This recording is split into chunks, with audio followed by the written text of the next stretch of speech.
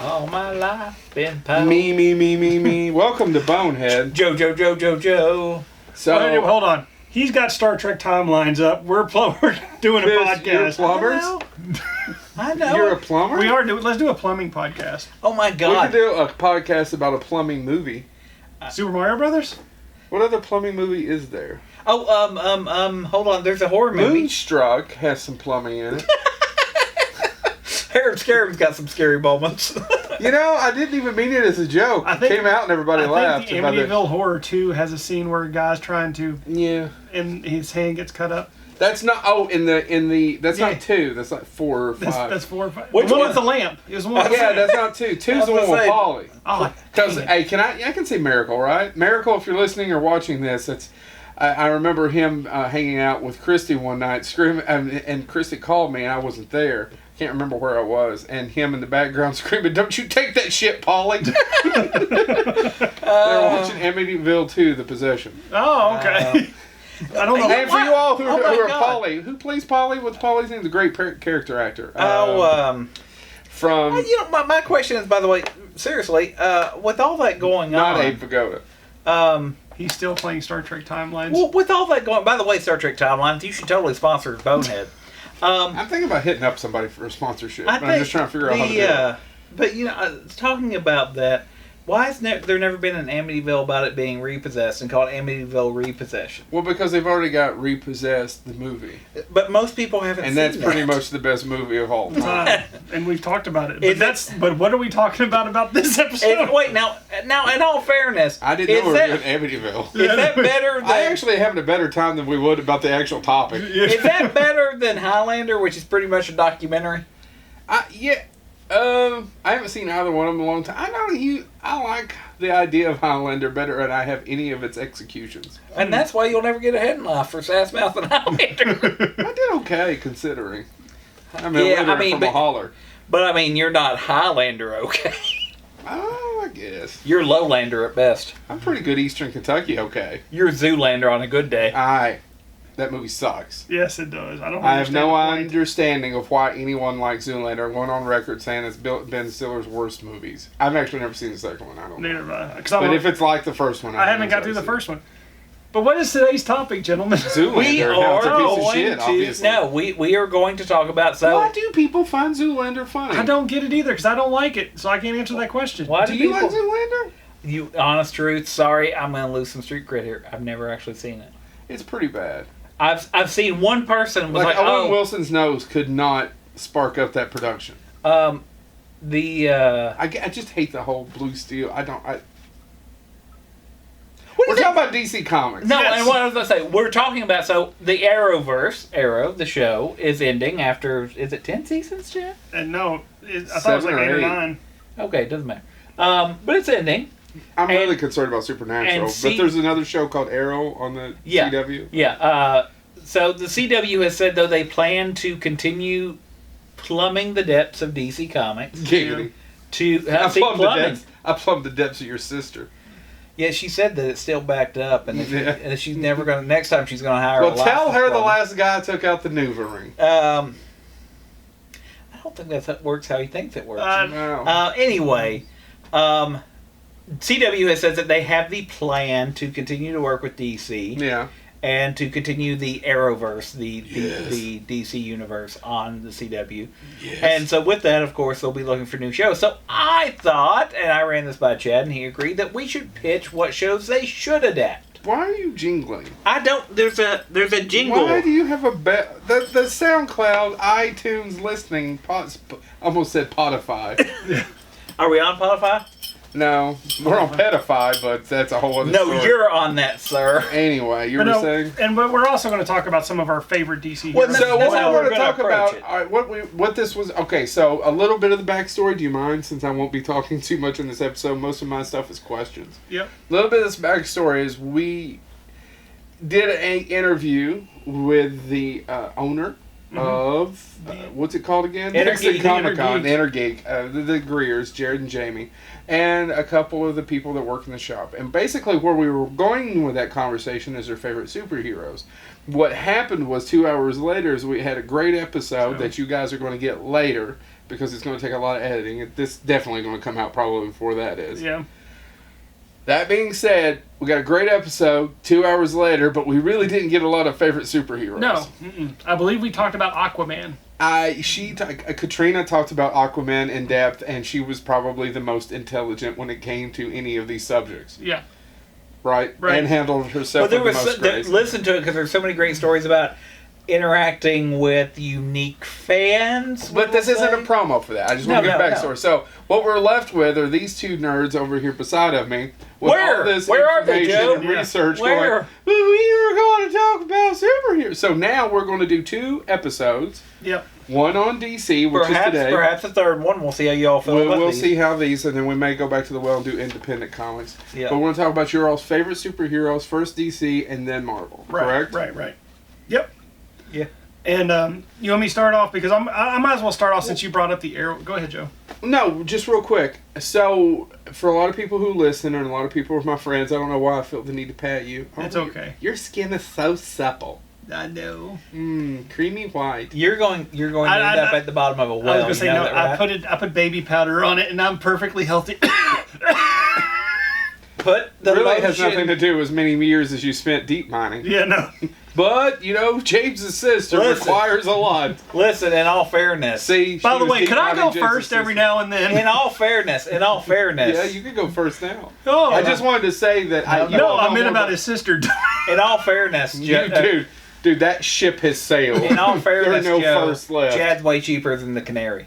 Oh, that's You true. just, I mean, Only Chad brings send his up own. a couple of those canaries. Canaries! He brings his own noxious gas.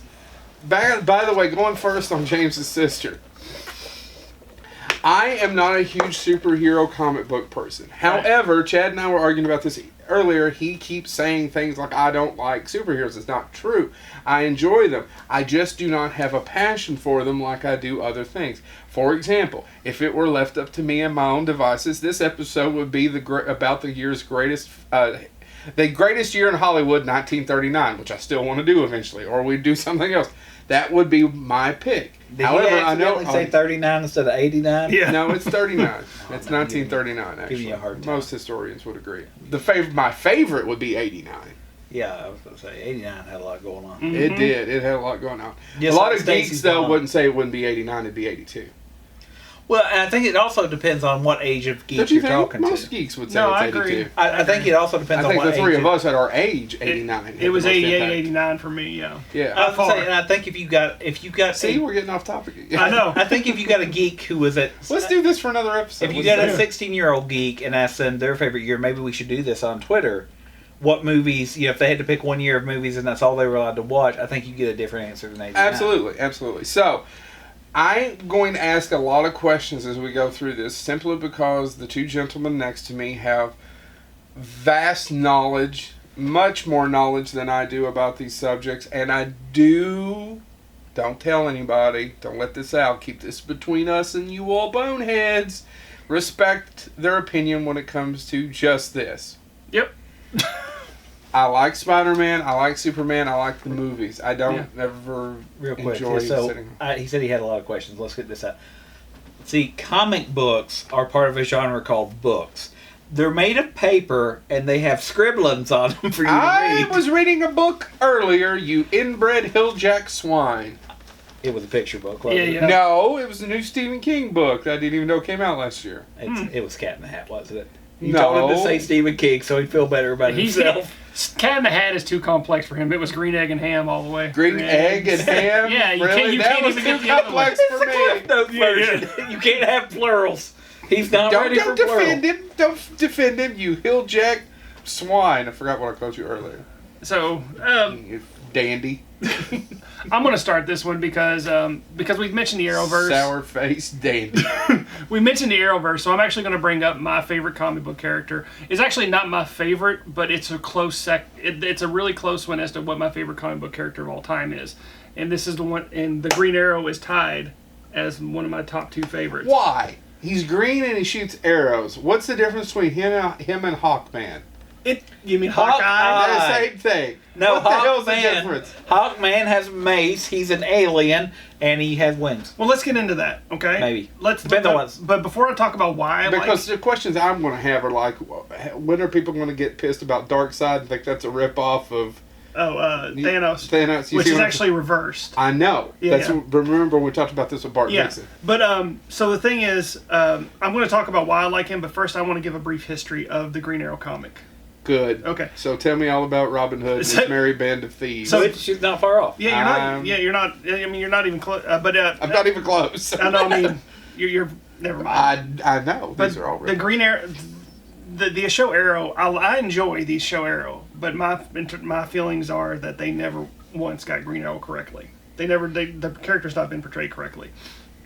But Green Arrow first appeared in More Fun Comics number 73 in November 1941. Now, I enjoyed Fun Comics, but when they got more fun Fun. comics, it was too much for me. He was created by Mort Wessinger and George Papp. Mort! He is an expert archer and is amazing at hand-to-hand combat. He has a few origin stories, but depending on which era you're reading, because comics they always reinvent the character. But blah, blah, blah, blah. The most popular story is that Oliver Queen was a rich billionaire playboy who His was in a last name's Queen. Yes, Oliver Queen. Who was a rich billionaire playboy who was in a shipwreck which strands him on a deserted island. For a year, he fended for himself and became an expert with a bow and arrow as a result. Once saved, he returns to his home Star City and fights crime in a costume inspired by his childhood hero, Robin Hood. He initially was just a bow and arrow archetype of Batman. That's it. He was just And I would say, and by the way, I Sounds do like like it sounds like Batman, Robin Hood, and the Most Dangerous Game. I do like Arrow, but I do agree that Arrow, while an entertaining show, Arrow is Batman. Yeah, and that's one. So in Yeah, the comic books when he was created, they literally just turned Batman into an archer, and then they did it again with Arrow, and all they did was turn Green Arrow into the modern version of Batman, dark, brooding character. But he had a sidekick named Speedy. He had an Arrow cave, an Arrow car, and an Arrow signal. That's how much of a ripoff he was of Batman. An arrow signal? Yeah, basically it was the big spotlight with a arrow tip on it. Do you think somebody's in trouble? I don't know, but we should go that way. But here's the other thing too. Here's how much of a rip. I'm sorry. I have really culturally insensitive jokes like circle the wagons, boys. But no, Sorry. here's how bad of a ripoff he was of Batman. Yeah. His main nemesis was a clown whose name was Bullseye. It literally was a clown. Is that the no? That's a DC. So Yeah, I mean, Marvel, it's a Marvel would be the DC. bullseye that you. Yeah, no, but Well, I just had this literally was a questions. clown Oh, dressed up like somebody wanted Bozo. something. He was dressed like Bozo the clown, and he had a big bullseye on his clown outfit. That's the only. Which is a stupid thing to do with an archer. You're just begging to be shot there. That's true. Why would you wear a bullseye when the other guy has a clown outfit? No, you mean what? I don't. I'm here for comic relief, and obviously I'm not here for anything important. No, so and he was a comic book character that only represented Weisinger's love of two things: Robin Hood, and the book movie serial The Green Archer, written by Edgar Rice. Do you know anything about the Green Archer? Edgar Rice Burroughs. Edgar Wallace. Edgar Wallace. Sorry. So far I have gotten one thing, two thing, three thing correct. yes. Okay, and I haven't That's read a record one Green for him. Arrow Green thing, comic. yeah, no. comic. So here's why. Hold on. To quote Ghostbusters, never studied. You've done that in a previous episode, by the way. I have. Yes. Now tell us how good Children of Men is. Now let me tell you why I like him. Tracking shots. Fuckwad. It's the villain from Shrek is Farquaad. How Ah. does he get that wrong every time? I don't know. So why I like him. So Green Arrow actually got me back into comics after I had not read one in over 15 years. The first comic book that was ever given to me as an adult was from my sister. She gave me Quiver, Green Arrow #1, Quiver, Written by. written by Kevin Smith. Ah, there's the connection. And there's the I connection. actually knew this story. Yeah, but Never studied. never studied. But here's why I like him. He had one of the cooler deaths in comic history. He managed to get trapped in a device where his hand was locked in a box. Yeah. If he let go, the bomb would explode. Superman actually arrives to help him. Yeah. But the only way to get Green Arrow out of the dilemma is if he cuts off his arm with his heat vision. Green Arrow decides to blow himself up rather than lose the only thing that makes him a hero. But he has his brain. And with character deaths, they usually die and they immediately come right back. Green Arrow did not appear for another comic for 5 years. A whole 5 years. Well, now, in all straw fairness, I would say, and I know we're talking about DC, but Marvel, I think, does hold the record for killing somebody and leaving them dead, because Bucky was dead for a long time. Oh, that's true. He is also one of the coolest resurrections in comic history, thanks to Kevin Smith, as I previously mentioned. Green Arrow has to deal with a lot of real-life issues, which is another reason why I like him, because, Superman, Batman, they're pretty... But wouldn't that make him more of a Marvel character? Yeah, and that's probably why I like him as much, and I've never really gotten into Marvel characters as much as I have DC. Never studied. It shows. I've seen your transcripts. But he's had one sidekick get addicted to heroin because Which was a big deal. Which was a big deal, and it's because Oliver Queen, bar none, he's an asshole. Mm-hmm. He only cares about his bravado, being a hero.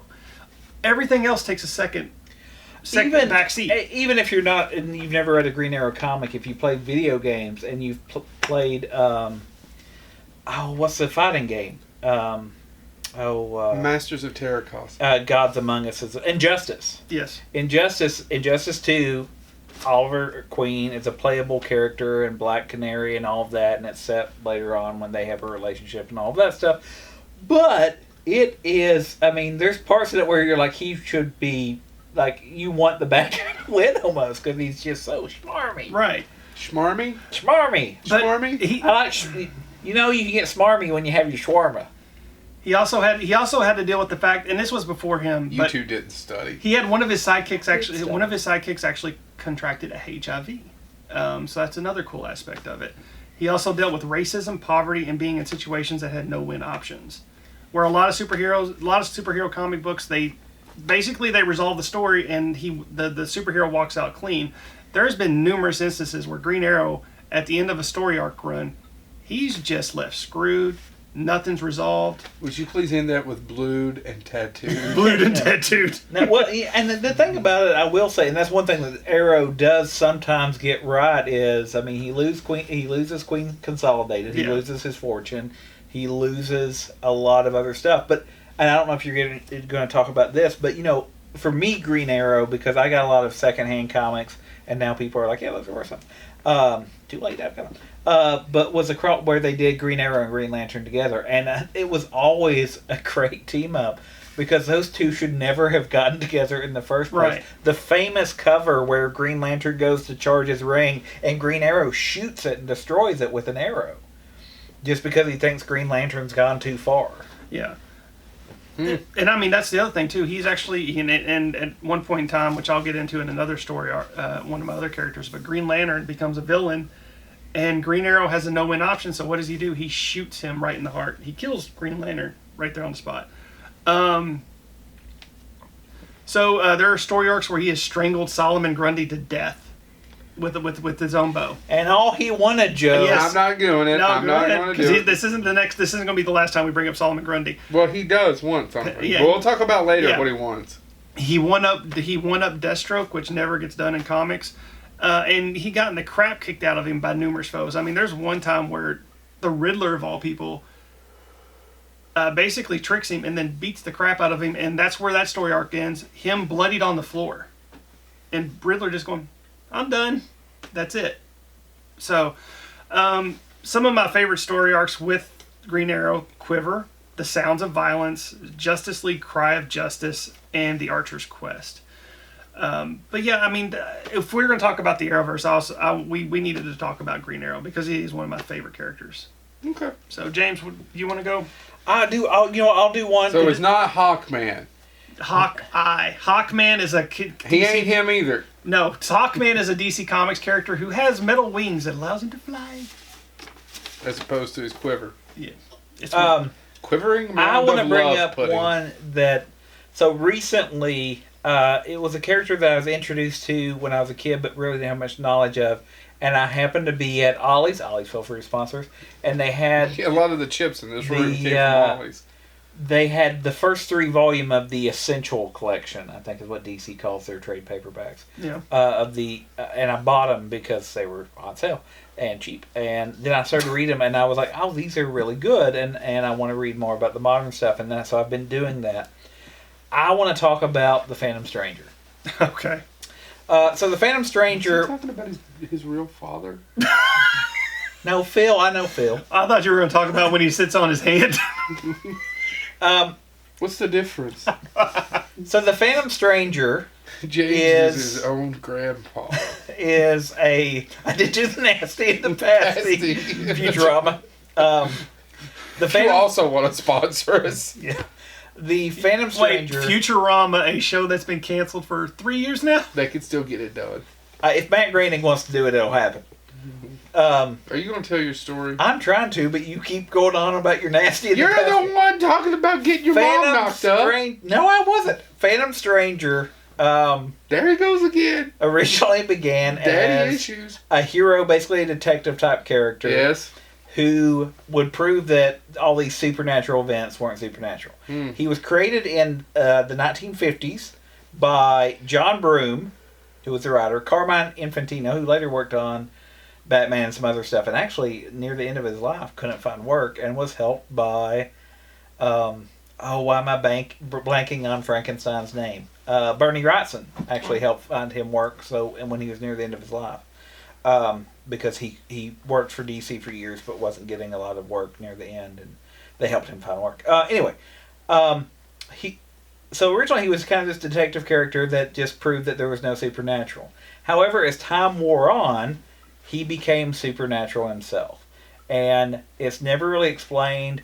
And he used to just do the introduction to horror comics, kind of like the Crypt Keeper in the old DC Comics. And he would say, here's a story, and then at the end he would appear to debunk whatever happened. However, he began to be supernatural. He's popped up in a ton of DC Comics.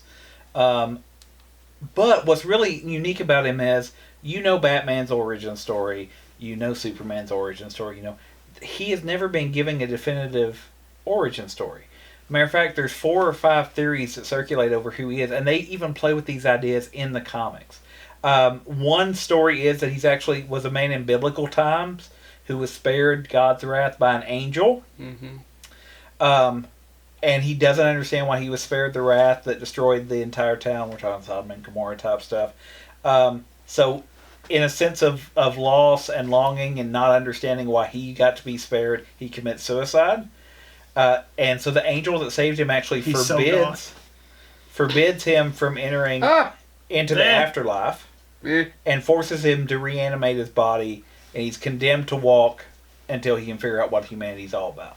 So it's kind of this supernatural type story. And there's actually some versions that actually says that the angel that saved him is actually his future self.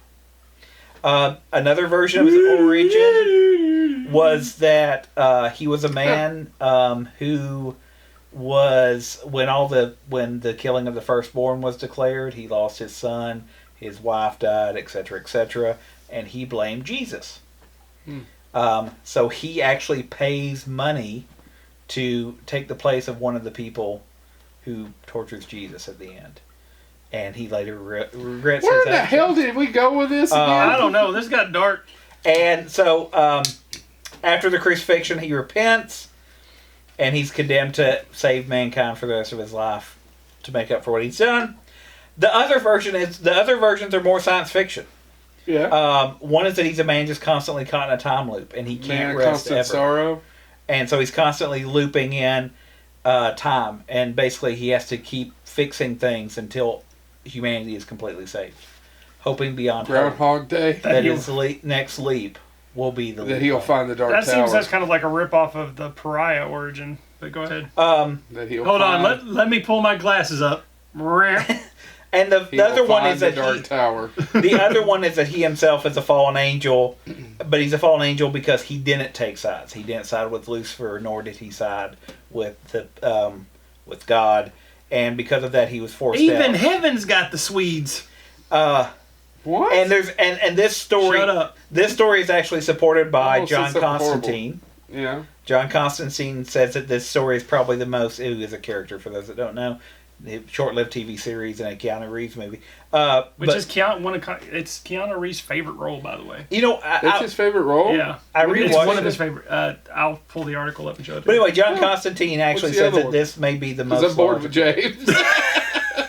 What's the other one? The reason it would be really cool to do this as a television show is Yes. we're losing Supernatural. We'll do it for the TVN network. They won't get pissed at nothing. Yeah. We're losing Supernatural. Yes. We're losing, and this is a character that has the superhero flair. He's been linked to John Constantine and Swamp Thing, and a ton of Vertigo characters. And what's his name again? The Phantom Stranger. Phantom He has no Stranger. name. He doesn't appear and be like, you can call me the Phantom Stranger. He doesn't. What have a year name. did he come out? 1959, I believe. 1952. Okay. And what James doesn't have in his research is actually the Phantom Stranger is appearing in the Swamp Thing television show currently. Yeah, which means he's canceling Yeah. more episodes. Which frees him up to be out in the CW. No, but the Phantom Stranger is... I could go for some shrimp. Got any? Then Bastard. why don't you shut up? Are you sad? See, this is what happens if we don't do an episode where he can talk. perplexed. Yeah, no. That's not true. I left Chad alone. I know. Phantom Stranger, though, if you like supernatural things and you want something that's kind of dark and he's mysterious and you don't know what's going on, and he actually created the Spectre, if you're a comic fan, that he's linked to the creation of the Spectre as a character as well.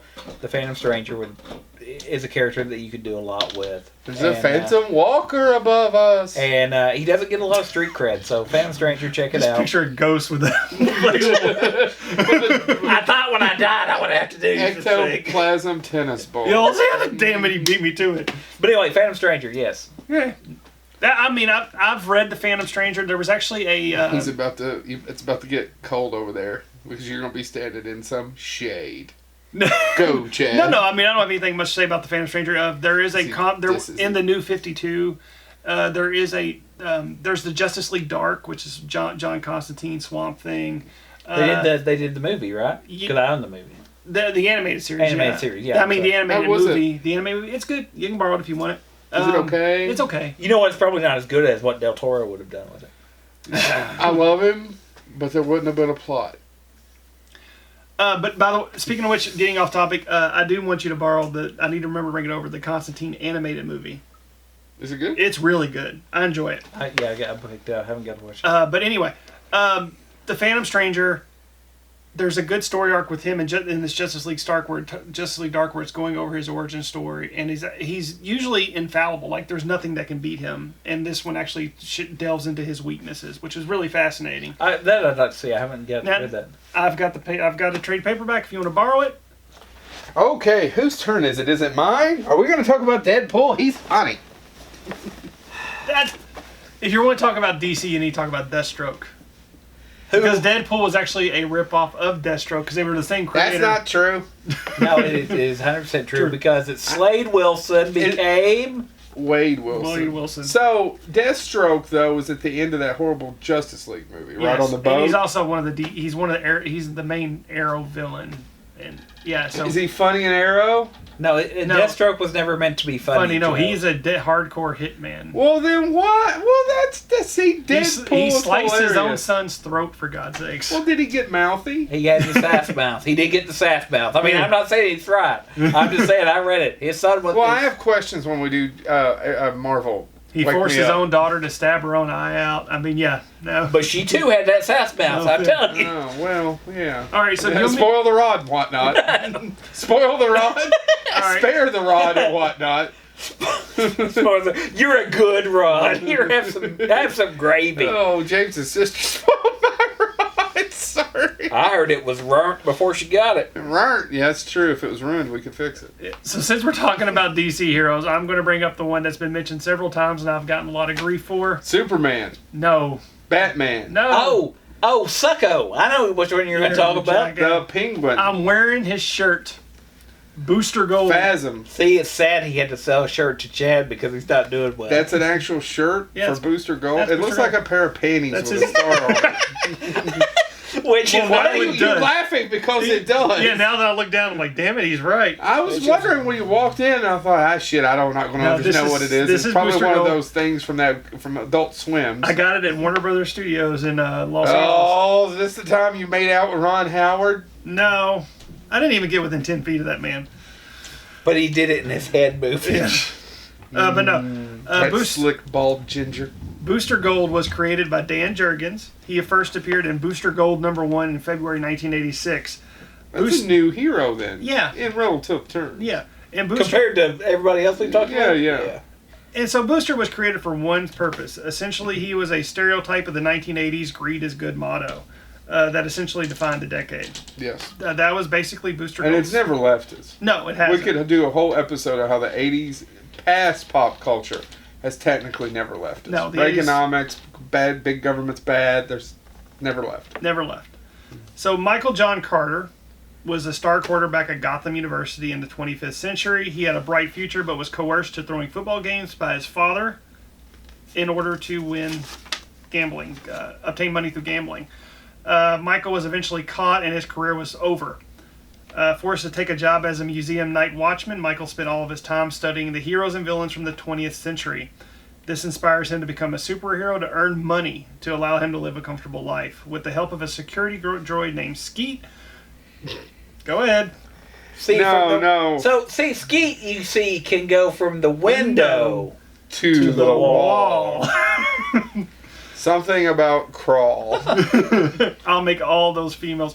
And Booster steals a suit, a Legion of Superhero flight ring, and Brainiac 5's force field belt. Hold on! Brainiac whom? 5. Not one. Not one. It's not like- two. It's like Leonard Part 6. 3. You don't need totally gone. 4. Not even the ballpark. Nope. 5. 5 and 6 is right out. If you've went to 7, you've went too far. Sorry.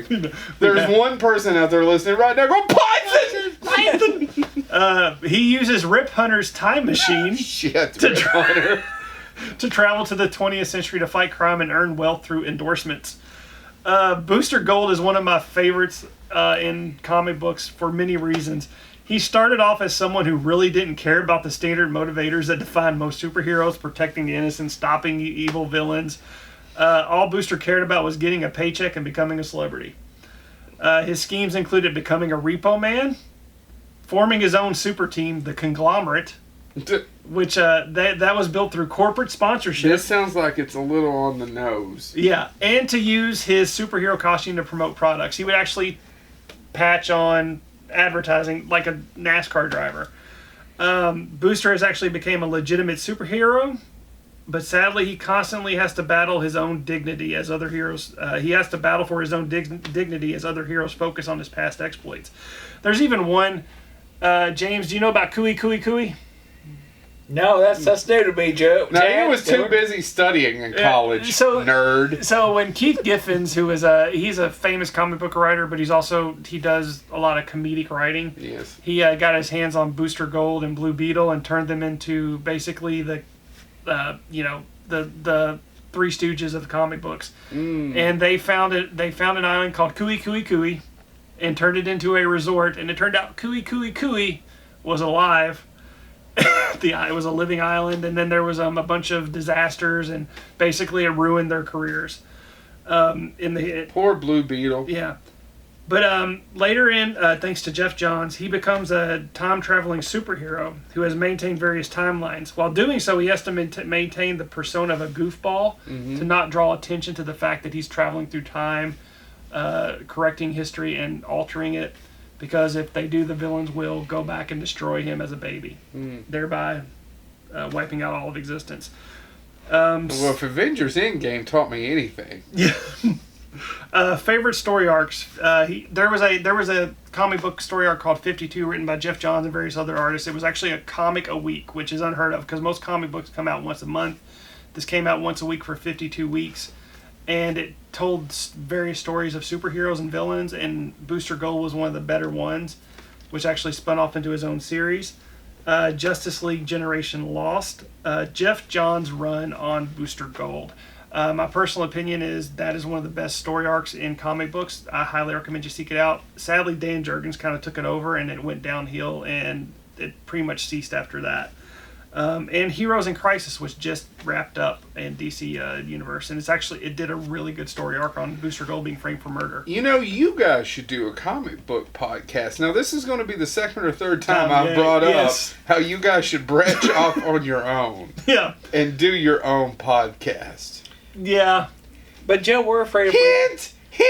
Joe, we're afraid that if we lost you, it might be better. I think Joe's telling us he wants to get rid of us and he wants to That's not true. I wouldn't have anybody to talk to. Oh, wait. Yeah. Oh.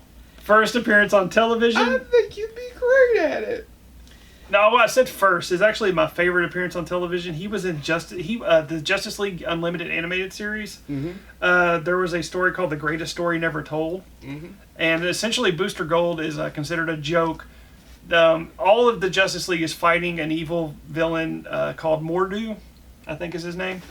And it's destroying the city. And all the superheroes are fighting this evil wizard, and they put Booster Gold on crowd control. And he's not allowed to assist in the fight. And as a result, he's sitting there pouting because he's on crowd control. And all of a sudden, because of the incident, there's actually another incident that's actually even more crazy than the evil Mordo, that he has to save the entire world, and nobody is aware that it ever happened. What is that on? Because I've seen that. It's Justice League Unlimited. Oh, that's what I thought. Yeah, I've seen that episode. It's a really great story arc. It's 30 minutes, 20 minutes actually. It's a really great story involving Booster Gold, and it's probably one of the in terms of Justice League Unlimited, the Justice League anime series by far. It was one of the best episodes, and it featured Booster Gold. So James, this is where you tell Bryce O'Quay to do what? Suck it. Mm-hmm. Which he's going to come back on the show, and we're going to have more further arguments about Booster Gold. Is he? Are they? He might not. I think they've got an open invitation, and they haven't picked up the phone. Yeah, that's true. Doesn't Ken Kirk owe us more artwork? Yeah. I was thinking we probably ought to give him some more money. We've got a lot of mileage out of. Yes. Yeah. He's a great artist. They're both great artists, but. And if you don't know, Ken Kirk actually created the logo for Bonehead. So if you're listening to us on iTunes or SoundCloud and you see that Bonehead logo, that's Ken Kirk. That's Ken Kirk. He's a great artist. Check him out. James. I'm torn between which one I should do now. I think I'm going to do this You're one. always torn. Do you just play Natalie Imbruglia on loop? I do. Why do you think there's certain things we can constantly go back to throughout the... Well, it's going to be 100 episodes before you know it. Yeah. Why is Natalie Imbruglia ingrained in us? Because she's fantastic. Name me one other Natalie Imbruglia song. Can you name the rest? Johnny English. I have to say, yeah. Is that an actual song? No, but she's in the movie. Maybe. Did she do a song in the movie? Maybe, I don't know. Has anybody seen Johnny She English actually Reborn? I love Johnny English. Me too. She started as an actress, right? Because I she don't was on know. an Australian soap opera. Look it up. I think I'm right. Oh, so did She's that an What's-Her-Face. I'm sure What's Her Face was on an Australian. Oh, she's, pop star. She's the Green Fairy in Moulin Rouge. Yeah. Why am I blinking? What is her name? She's in Biodome. Yeah, I know. The I've hell? never seen Biodome. Well, you Can we lost. do a whole episode of how Pauly Shore sucks? I've heard he's a very nice man. He probably is. I'm sure that he and Dave Coulier and who else do I fucking I've heard it. hate? You also said bad. Yeah. You also said bad things You about knew Stephen that. Dorff. Remember? I hate don't Stephen like Dorff. Stephen Dorff. He's right up there with him. But And that I being wanted said- Bill Malone to tell us such a good story of how Stephen Yeah, he Dorff said was he a was dick. nothing but a great He was a person. wonderful human being, and it just Yeah. made me hate Stephen Dorff. Because maybe the problem is that it's you, Joe. Maybe, but fuck Stephen Dorff. Unless he Maybe- wants to do this, Maybe the show, in you which case and I'm Atlantis Morissette need to start a We Hate Dave Coulier club. Kool-Aid, I don't care. No, I'm going to do this one for Joe, I think. I'll do my second one for Joe. And that is DC character created in 1959, Sergeant Rock. Sergeant Oh. Rock is... I've heard of him. He's not a superhero. He is... He's hard. No. I have heard of him. He is... Well, you should have. And the reason I say that is 1959 through 1988. I loved him in that one movie. I knew he was going to do it. 1959 to 1988. And was so popular they Did you also... ever see Southland Tales? I'm a pimp. Pimp stuff. So, He was created by, and I may be We should mispronouncing get him this. on the show. Oh yeah. Not may- The Rock, but the director of Southland. I may be mispronouncing this because I've never heard it. I've only read it. But created by Robert Kaniger, Kanigher, and Joe Kubert. Now, if you're a comic book fan or if you read comics, they used to always, Joe Kubert will teach you how to draw. How did he write with no hands? Yeah. He's orange fuzzy. Is he fuzzy? Is Kubert fuzzy? Yeah, Video he's game He's is- fuzzy. Yeah, He's yeah. supposed to be fuzzy, yeah. Oh. Anyway, he would. If you're a fan, he used to always be in the comic books. Joe Kubert's Art School, which I think is still in business. Anyway, created in 1959. During World War II, Sergeant Rock was kind of like Nick Fury. Before Nick Fury became Nick Fury that we know today, Samuel L. Jackson. Nick Fury is just a soldier who lost an eye, and later on they made him a superhero. That's not how he lost his eye. He lost his eye in the comics, the original comics. I know we're dealing with multiple universes, but because a piece of shrapnel hit him, and they could save his eye, but he would have to leave combat. And of course, If Captain Marvel taught me anything, Farfignugan took that eye. anyway, Sergeant Rock What was was the name of that cat? I forget. Oh, Goose. Goose. Because Goose. of Top Gun. Yeah. No, what was it? But the animal. I forget what they call him. My daughter, by the way, and I've said this on Twitter, but I'll say it again. My daughter's theory was they should have just kept Goose around, and when as soon as they got the gauntlet, let Goose eat it. Wait a while. Thanos isn't getting it from Goose. Literally, we're driving home from watching Endgame. My daughter was like, Goose could have saved them all that trouble, and I'm like, what? Yeah, okay. So my daughter says that Goose would have caused Endgame to be a much shorter film. Anyway, back to Sergeant Rock. Sergeant Rock. Farfignugan. Sergeant Rock was during World War II, was in the U.S. Army and the European theater, eventually rose to authority within a unit. They never exactly say who's absolutely in charge of it, but he called the group Easy Company. And so basically they were a group It's of... been used several times. Well, and a lot of it came from Sergeant Rock, and I'll talk about how popular Sergeant Rock was, because a lot of kids today don't know Sergeant Rock, but he was huge. And what I was saying earlier was 1959 to 1988, every month, sometimes twice a month, and he was so popular, even in the 80s, they had to put out digests of old stories because people wanted to keep reading. Didn't Shane Black almost make his movie? I'm going to get to that. Hold on. The unit was... Hold your shit, Joe Lewis. The I'm unit, sorry, I have something to add. but basically, it was... You have a calculator? No, got a penis. so it's little man. Yeah, it does very little math. Nothing grows in the shade. Basically, though, there was a group of individuals, and they were all too quirky to be with any other group, and they formed the Easy I don't know why I Company. just got a picture of you humping a thing of fertilizer. The character was Grow! the character was so authentic when it was created You should see my that beard. he I've got a mighty bush.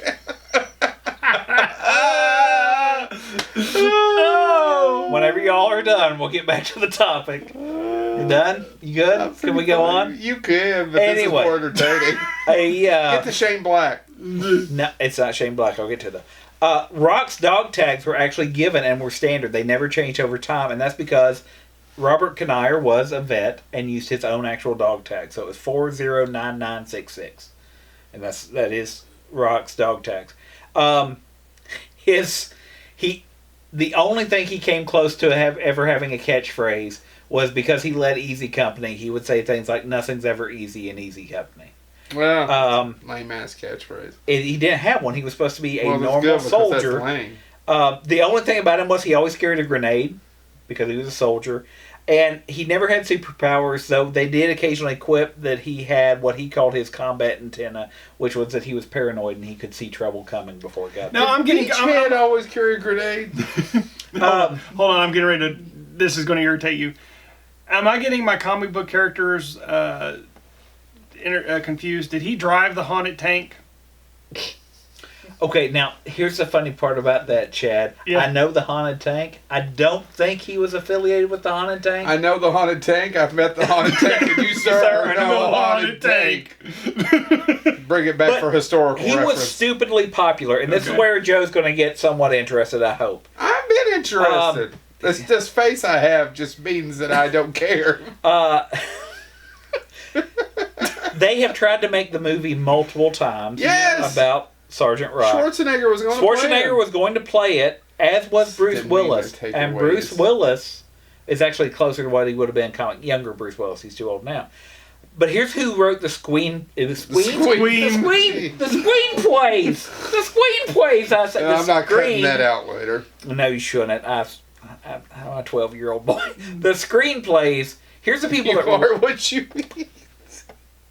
Here's the people. I'm not even going to acknowledge you. No, keep going. Here's the people who wrote the screenplays that didn't get made. David Webb Peoples. He wrote a little movie called The Unforgiven. As well as the screenplay for Blade Runner, Lady Hawk, and Leviathan. He actually rewrote Blade Runner. Yeah. It was brought into... Nobody cares. By the way, Robert Knyer also created The Haunted Tank, but Sergeant Rock never... Okay, good. Stephen E. D'Souza, is that how that's said? Yeah, he wrote 48 Hours. Commando, Die Hard, and Judge Dredd. Jesus. The one that I would have... Sorry, I don't need to look. Keep going. The one that I would have loved to see get made was a screenplay written by John Milius. Oh, that'd be cool. Yeah, that would have been cool. Wind in the Lion, Conan the Barbarian, Red Dawn, for people that don't know. But also Brian Helgeland. Is it Helgeland? Yeah, he wrote Nightmare on Elm Street 4, but most people remember him. Well, he's one of the many writers. Actually, Nightmare on Elm Street 4 is our friend Mick will tell you was made up along the way. Yeah. But he actually, most people remember Brian from A Knight's Tale. He actually also wrote the screenplay for Mystic River. And L.A. Confidential. Yeah. L.A. Confidential is He won the Razzie and the Oscar in the same year. He showed up for both. And the most recent... He's one of the only people to ever do that. The most recent screenplay is by John Cox, who has a ton of credits, but none of them have been made. Or a few of them have been made. What were you pointing at? I'm not making fun of people named John. You talked about directors. The most recent director, and this is how long it's been since it's gotten far enough to have a director assigned to it, was Guy Ritchie, was assigned to it. And he stepped back. He stepped back to making this film with Robert Downey Jr. That's how long ago that they got it far enough to get a director attached. However, I thought you might find this interesting. Sergeant Rock was so well liked as a character that when this toy company in the 80s came up with these little plastic army guys that they called G.I. Joe, DC had a little bit of a bidding war for Sergeant Rock. And Remco won it.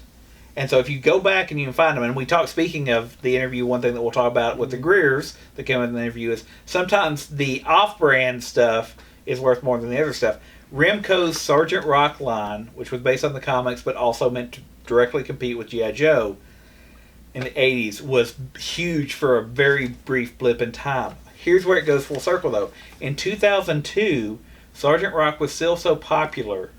With whom? With older fans. Okay. That G.I. Joe licensed it, and in 2002, they made 5 figures, 12-inch figures of the 12-inch figure, based on Sergeant Rock, which would have been Sergeant Rock, Bulldozer, and some of the other characters. And they made the only love interest that Sergeant Rock ever had, which was a female French spy, basically, who I believe in the comics get killed. Now, what's funny about Sergeant Rock... Miss Goat. What's funny about Sergeant Rock is he only exists in 2 universes. She had to keep pushing him towards a cliff. And Sergeant Rock raped him. Sergeant Rock only technically exists in all parallel universes that DC has, or all the different Earths or whatever. But he's best known in 2. One is Earth 1, where it's just normal people. The other one is Earth 2, where he met... the show got canceled. Yes, I know, Joe. He met Bruce Wayne, he met some other people, and they tried to influence him with superheroes. But here's what's funny. In the different Earths, in one Earth, he dies at the end of World War II. The last shot fired before peace happens is the one bullet that kills him. In the other Earth, he lives and he grows old. But he has a definitive storyline.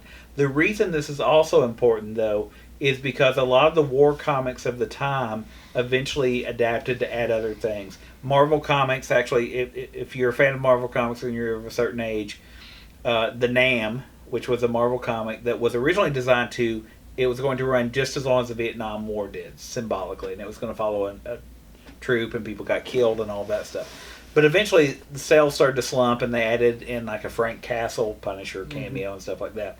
Sergeant Rock never did that. It was always, these guys are just army guys and they happen, they live.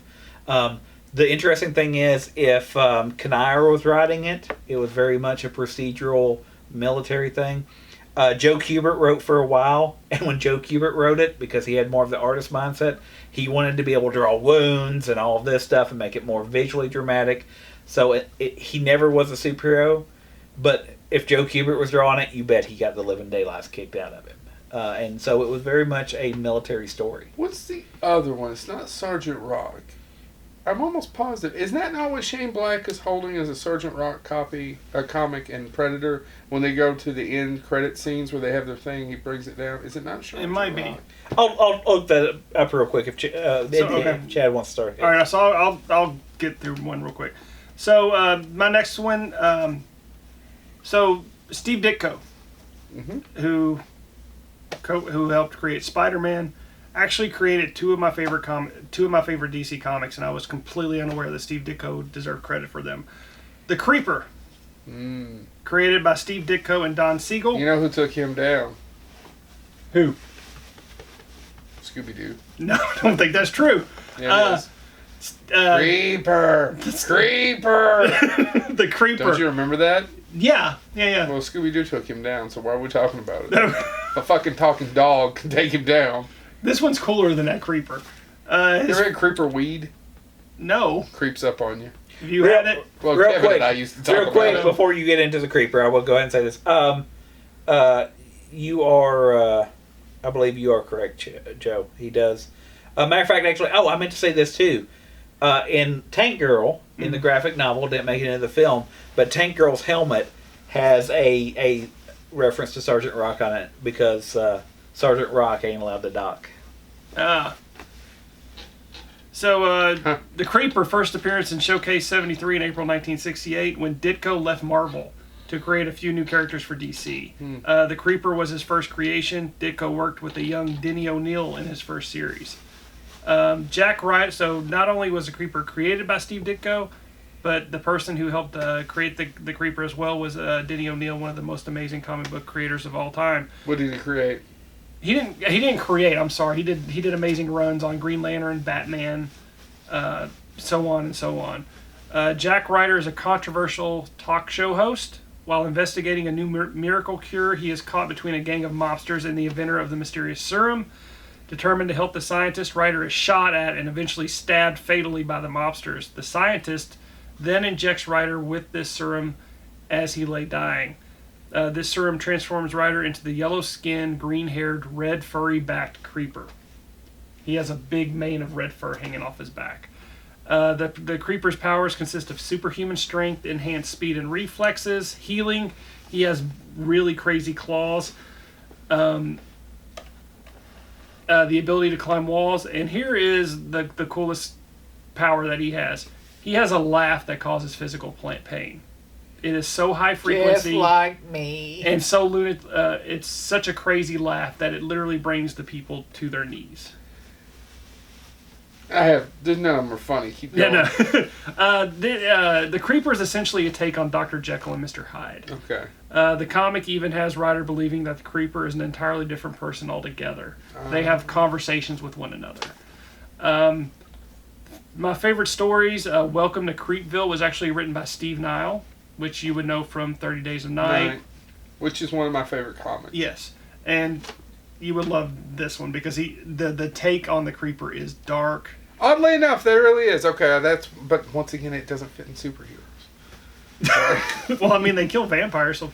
Yeah, but it's a husband and wife, and there's still big flaws with it that they didn't even fix for the damn movie. Sorry, keep going. No. Batman and the Outsiders, Justice League International Volume 1, where he battles the Gray Man, who is this omnipotent... He really is. It's I just oddly enough, Gray Man, purple. No, he's this character that feels nothing, and so he's like me. Yeah, so he's able to manipulate time and space and create multiple copies of himself. And how does the Creeper get him, defeat him? He sits on his face. Did he tell him that he loves him? Wait, now, which came first? Life Gray can Man, be fine, Chad. The Gray Man. If we both 69. The Gray Man. Did that come before or after the Mindless ones? 'Cause it sounds like the Mindless. The Gray ones. Man was the first villain featured in Justice League International. So I would say the Mindless ones. Mindless came ones first. probably came first. Why I like him, he is a truly twisted. No idea. He is a truly twisted anti-hero. He's not a superhero at all. He generally doesn't care about fighting crime as Jack Ryder. He just wants to be a TV host and hates everything about the Creeper. As the Creeper, he just wants to cause fear and insanity at any cost. He is a truly Like me. yeah, he is a truly unstoppable force and wants to do nothing more than cause chaos. Somehow these two personalities combine to make one of the most interesting heroes in comic book lore.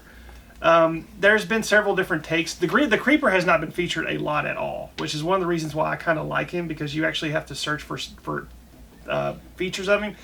There was a DC run called Battle for Hell, and this is one of the things that pissed me off, because the Creeper he's supposed to be an alter ego to this guy based off a scientific experiment gone wrong. But in this one, they actually turned it into the Creeper as a demonic possession.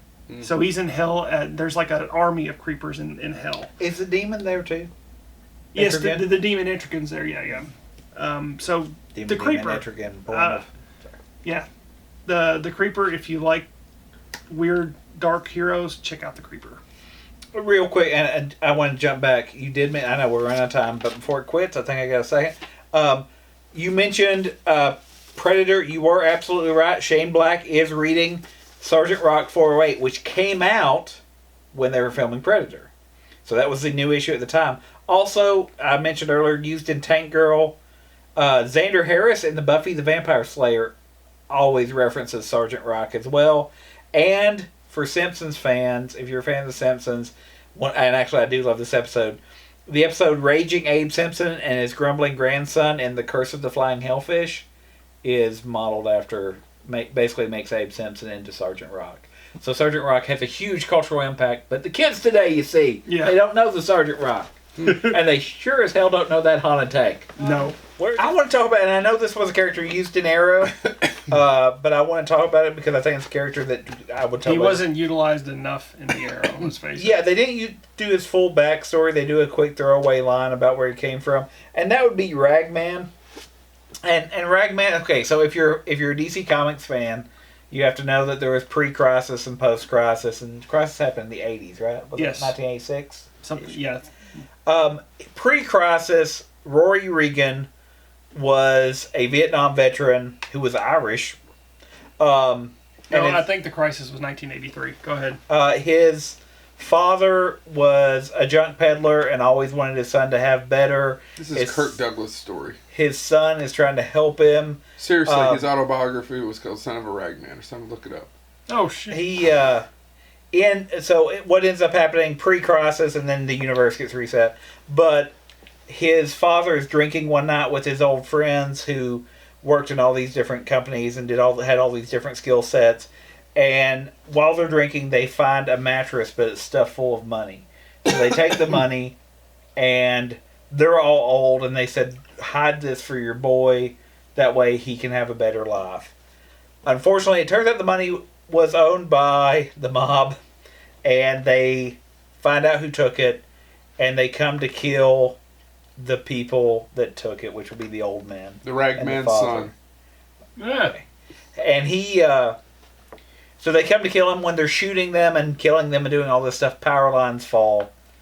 And they hit the old man, and electric current goes through all of them. And also hits Rory. It kills all the old men, but he survives. And when he wakes up, he realizes he has all the skill sets they had in life. Which one of them was a weightlifter, one of them was a boxer, one of them was, they've just gotten old. And he decides to fight crime. That's pre-Crisis. Nobody cares about that. Post-Crisis, Rory Regan is working in a rag shop, basically, with his father, family, and they basically get in the rags and tatters of all of this different stuff. I'm sorry, Joe. It gets complicated because basically Ragman, the rags are representative of pieces of people's soul. Yep. Yeah. And so he like has that T-shirt blanket I have. Yeah, it's just like that, Joe. You. I'm Joe. That's Chad. Well, why don't one of you grow a beard so I can tell you apart? You're James. I can't grow a beard. I have a beard. You need glasses. I've got glasses. You need Is he better blind? glasses. Um, Magoo. Now that's a comic. every time though he kills Leslie Nielsen was fantastic, wasn't he? he does. He does. Every time he kills somebody, though, it also adds a new rag to the costume. So And every isn't time it- Freddy collects another soul. And his strength is enhanced per each soul. Yes, and he's also he uses magic. He has mystical powers as well. So, and that's basically the plot line. Is that he And this is one of your favorites? It sounds like a goofy idea, I love Ragman as well. but it's very much tied up. As opposed to Hawkman? It's also tied up a Hawkeye. lot into Jewish culture and the idea of the soul, as talked about in the Torah. Oh! and things like So that. he brings a, what's the clay monster called again? Gollum. A Gollum. golem? He brings a golem? Does it got a golem? Because, well, here's the thing: if he kills somebody that is evil, their evil is transferred to him as well. So He's just a person. when the evil souls hungered for murder, Looks like that Fantastic Four villain. then he What? He does, with the green cape. Doctor Doom? Yeah, looks like Dr. Doom. Mummy Doom. Dr. well, Doom here's the Mummy. thing: we're having a show. Does that not... Look at that and don't tell me that that's not Dr. No. Dumb Mummy. Now, in all fairness, wouldn't you love to see Sam Raimi do something with that? You got a lizard? It looks like a No, lizard it's- there. it's That all looks the- different than the one you showed me. It's all the souls trapped in the rags behind well, him. you keep and- moving it around. Your stupid iPad. There he looks like Killshot. Oh my God. Kill shot? Is he just making up names?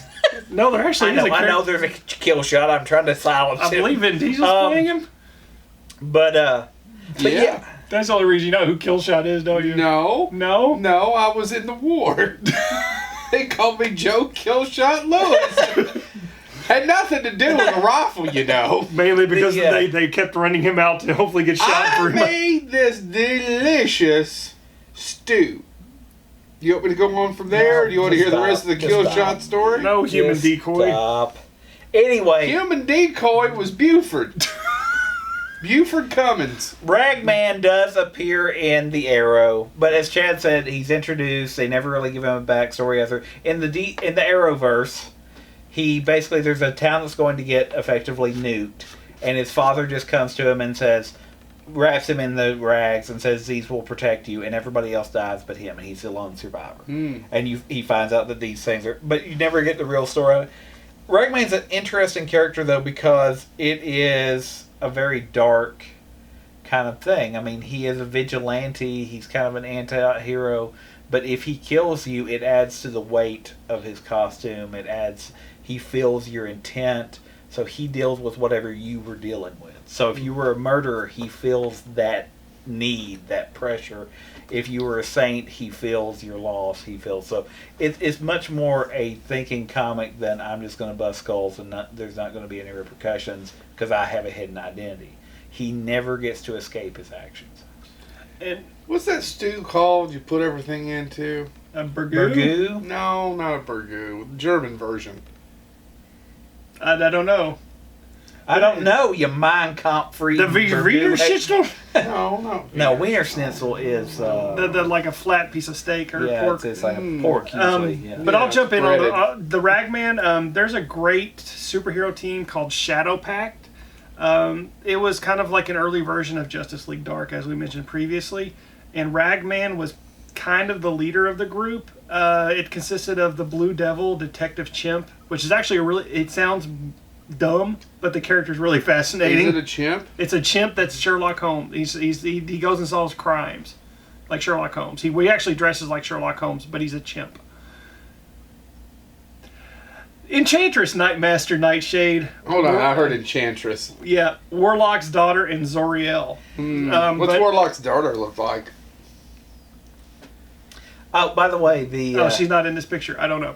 by the way, I want to say real quick. I mentioned earlier Injustice, which is the fighting game for DC Comics. That's Warlock's Injustice daughter. and Injustice Well, 2. hello, brunette in crimson, Chad. We're just having this conversation earlier. So Warlock's Send daughter her is on basically over. the Scarlet Witch. Hold on, Yeah. bring her back. But she's pale. I'm Joe Louis. How you do it? We mentioned I know earlier. I'm fat, but I'm funny. You can't go to the beach, Joe. You're automatically not going to connect. This is. I don't know. We mentioned Green Arrow beach. having a sarcastic attitude, and I mentioned Injustice being a sign of that. In Injustice 2, before the fight between the Green Arrow and Scarecrow, Scarecrow's insult to... Green Arrow's insult to Scarecrow goes, "Oh crap, it's Ragman." That he won't even acknowledge that Scarecrow is a separate character. Again, but Ragman Is that is... supposed to be funny? Ragman is much more of a... I'll be honest with you, I wasn't paying attention. Then why did you laugh? Why did you give him a courtesy laugh?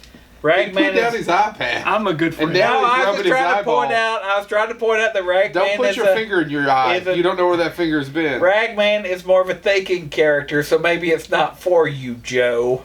Why are you giving me shit? I have done nothing but No, ask you all no, questions. no. And honestly, I know that I'm Recommend trying Police to be- Academy to me again, I'm Joe, trying to please. be funny. But honestly, a lot of these questions I really feel are legitimate. I'm asking you. No, well, and that's the problem is with Ragman. The problem is, as Chad kind of referenced with some of the other characters, all this really depends on who's writing it. Like Superman and Captain America, and I know we're talking DC, but Superman and Captain America to me have the same issue.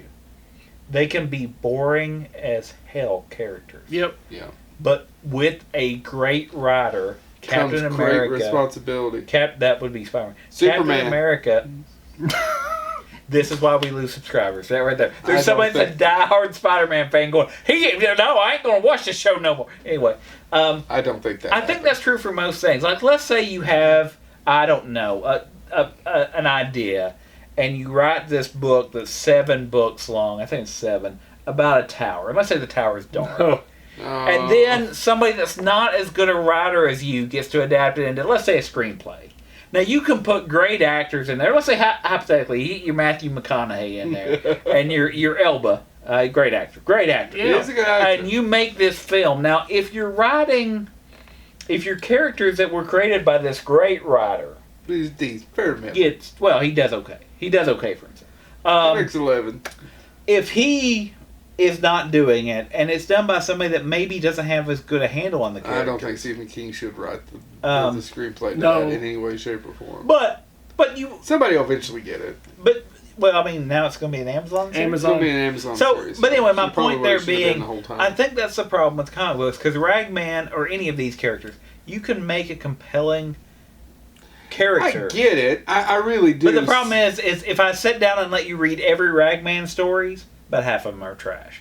Now, the problem is, if I sat down and let you read every Superman story, I would almost say 60% of them Yeah. are trash. No, there's Probably more than more that. than that. More than that. And so that's what... Shit, how many Bonehead episodes are just trash? Oh, man. We're probably at episode 95, 96 at this point. 90, 91. Which is the good ones, Chad? You know what ones are? The ones where we didn't do the talking.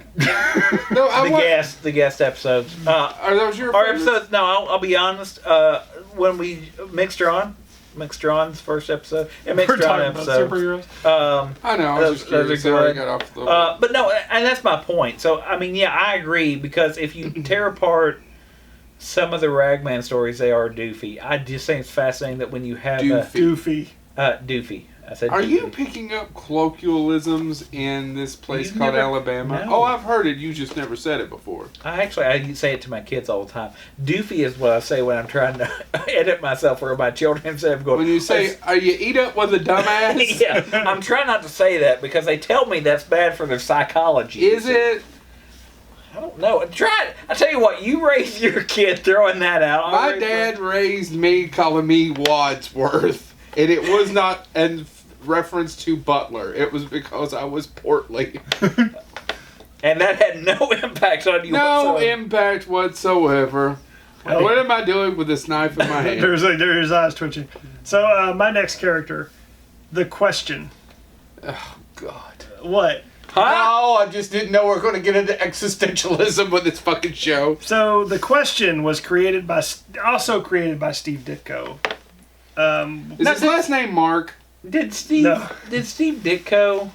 He looks like he- what's his face from that one show.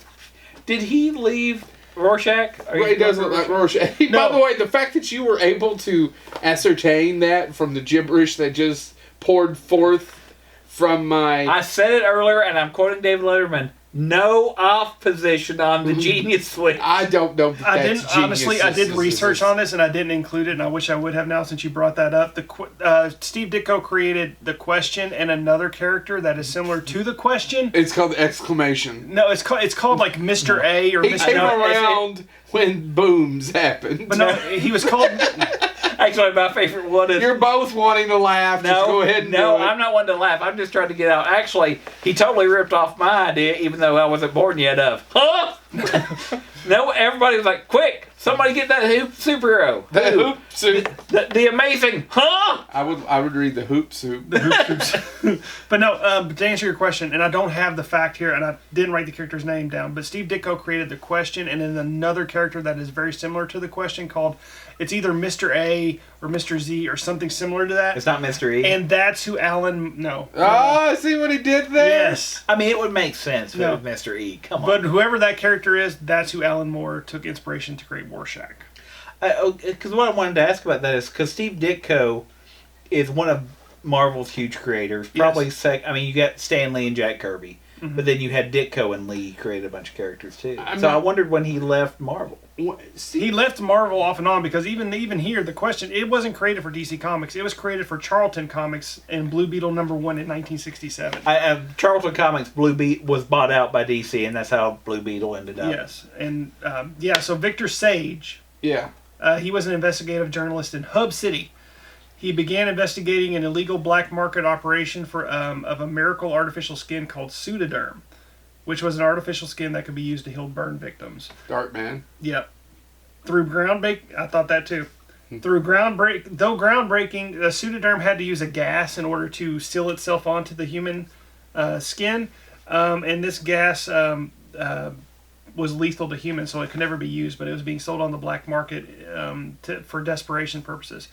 In order to expose this evil operation, Victor Sage used the Pseudoderm to cover his own face and give him a featureless blank face to hide his identity, because he wanted to get this out there, but he did not want to have his identity exposed in the process.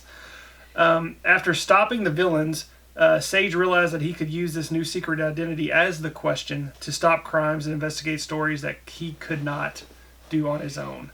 Now, sadly, Charlton Comics shut down their superhero line after Ditko created the Question. I mean, it was almost immediately following. He created the Question, and right after that, they stopped creating superhero comics because they got the rights to Hanna-Barbera properties. So they basically spent all their time creating comics for Hanna-Barbera. The Question would not be seen again. So he was created in 1967. He was not seen again until 1983, when Charlton sold all their properties to DC Comics, and the Question was seen in Crisis on Infinite Earths. The two best portrayals of the Question were in DC Comics 52 series, as mentioned with Booster Gold.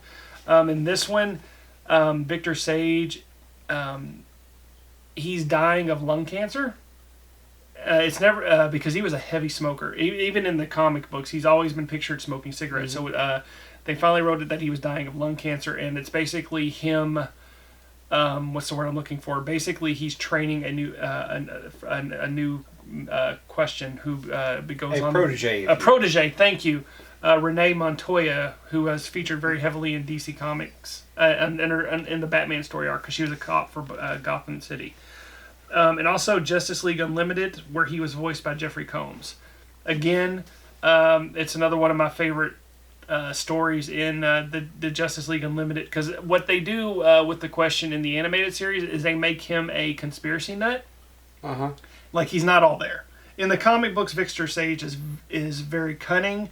He's very smart. He knows what to do to get the job done. I mentioned this in the Batman Villains episodes. There's actually a really great story arc where he's fighting the Riddler, and the Riddler has a gun to a woman's head, and he's saying that if the Question does not answer his riddles, he will blow this woman's head off. And what does the Question do? For every riddle the Riddler throws at him, the Question hits him with a question that's unanswerable. And it basically breaks down the Riddler to the point of where he can't even function because he cannot answer the questions. It's really cool. But his portrayal as Jeffrey, as done by in Justice League Unlimited, he's a conspiracy nut. He's trying to figure out he has this whole board up as to actually that there's some unknown entity guiding the Justice League to their fights, destiny. their destiny. And there's one scene where he's going into a museum or a business, and he's singing a pop song as he bashes the windows down, and Jeffrey Combs doing it in that weird Jeffrey Combs creepy voice. It's fantastic. Destiny, no escaping that for me. So the question. So that's not my final one, but James, go ahead. What's your one? This will be kind of the one that I wrap up on because it is my especially it came out right when I was still in high school, but I just love this character. And I've mentioned before on the show, but I want to set up because somebody came, a friend of mine, I had a few in high school, came in and said, "Hey, you've got to read this comic." And I was like, I don't need to read another comic. I've already got my pulls at White Crow Comics. Rest in peace, Fred. He said, no, you would love this. And he said, let me pitch you the first page. And I said, okay. He said, this guy is basically homeless.